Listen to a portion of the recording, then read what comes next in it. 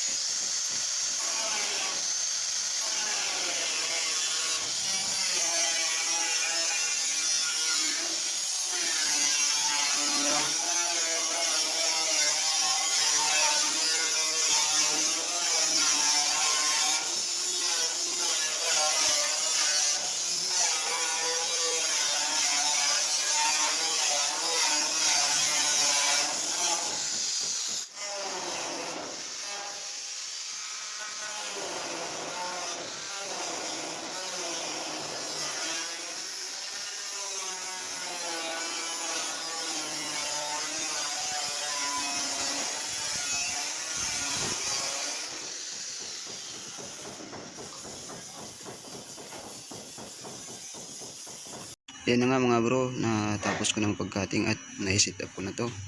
Ngayon i-welding na naman natin to gamit ang TIG weld.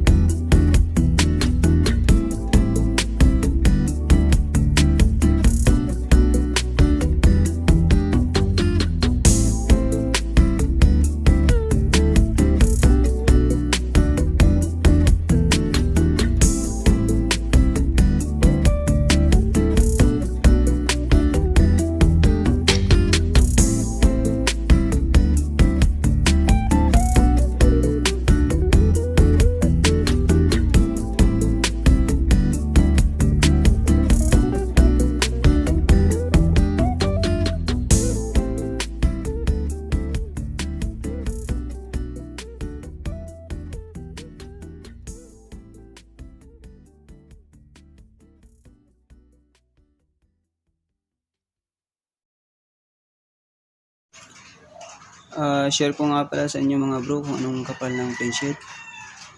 Yung plain sheet na yun bro ay 0.8 ang kapal. Kung napapansin nyo rin pala ay may umuusok. Ano po yan, yung masking tip na nilagay ko.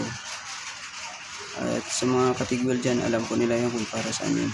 Nandyan po yung kasi sa ilalim kung saan ako part nag-weld. Nandyan po yung masking tip.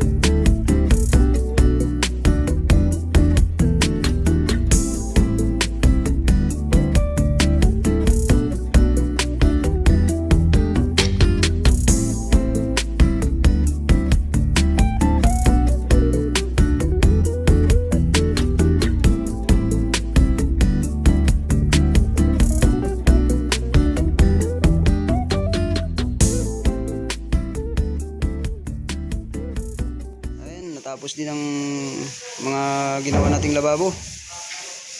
Kunting linis na lang. Na pwede na ikabit.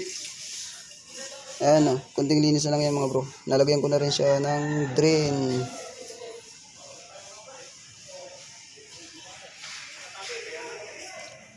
Ito pa pala ang isang lababo na natapos natin. May kabaan siya ng konti. At kunting linis pa. Siya nga pala mga bro, pasensya na kung hindi ko ito na videoan ng ang buong detalye kung paano ko ito ginawa. At kung nagustuhan naman ninyo ang video na to, paki-subscribe na lang at i-click ng notification bell para lagi kayong updated sa aking mga video. Maraming salamat.